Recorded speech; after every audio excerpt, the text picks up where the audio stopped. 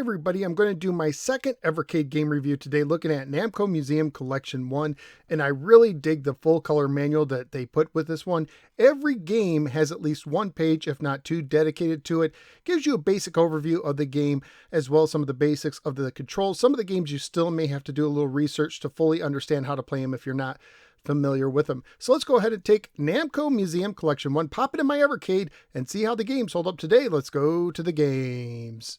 Namco Museum Collection 1 was published by Blaze as cartridge number 02 and was one of the 10 launch titles released in May of 2020. I've noticed that currently in the UK it serves as a pack-in for the starter set and replaces the Data East collection in the premium pack compared to what we have right now here in the States. Like all Evercade games, it retails for about $20, but currently at Amazon it's only available from secondary sellers for about $30. This collection contains 11 games based on cartridges for the NES or Famicom, Sega Genesis, and Super Nintendo or Super Famicom.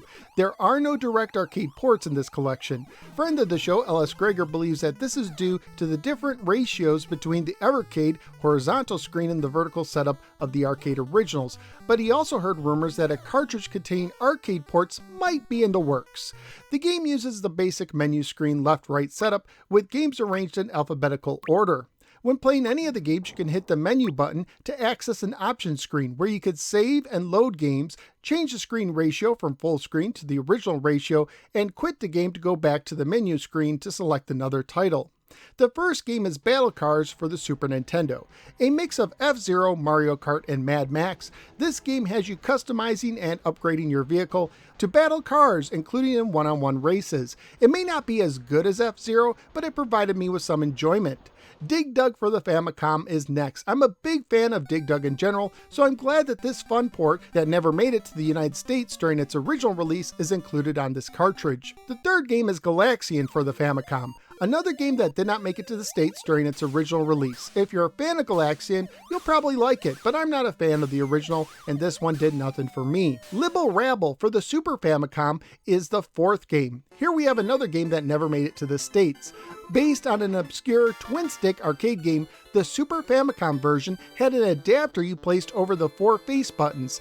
Here on the Evercade, you use the D-pad to control one of the characters and the 4 buttons on the other side as a second D-pad for the second character. You move them around the screen, trying to box in enemies and treasures by connecting your lines. It actually works okay, but personally my brain had a hard time controlling 2 different things at the same time. Mappy for the Famicom is next, another game that never made it to the States during its original release, although a sequel, Mappy Land, did.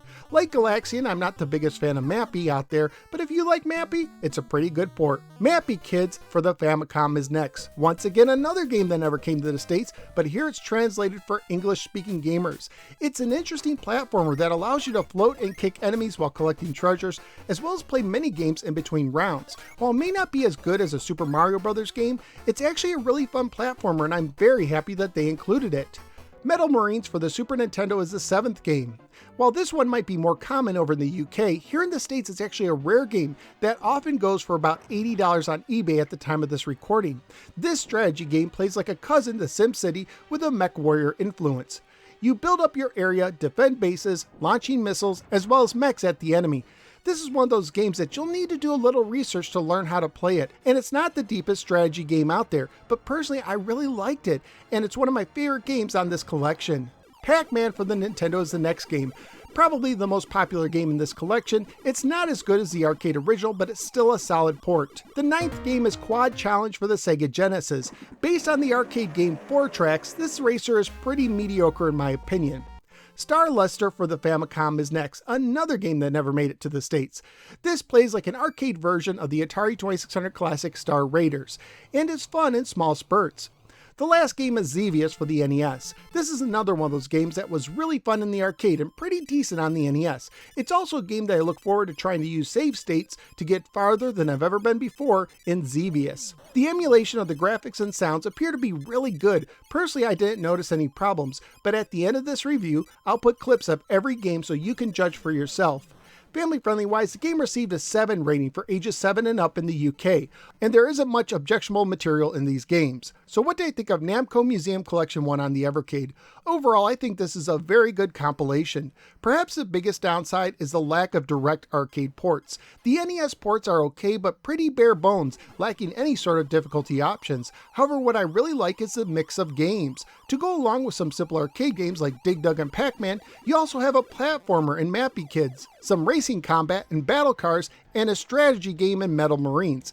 On top of that, this collection contains several games that used to be foreign exclusives. I'm really impressed that not only was Mappy Kids included, but we got a full translation as well. This is the kind of collection I can return to play some Dig Dug now and then, enjoy some platforming in Mappy Kids, and try to progress further in both battle cars and Metal Marines. So where am I going to rank Namco Museum Collection 1? So far I've only reviewed 2 Evercade games, the Atari Collection 1 and this one. And while I like and recommend both games, I'm going to give Namco Museum Collection 1 the edge, as games like Mappy Kids and Metal Marines are both enjoyable and for me personally offer more depth than what can be found on the Atari Collection.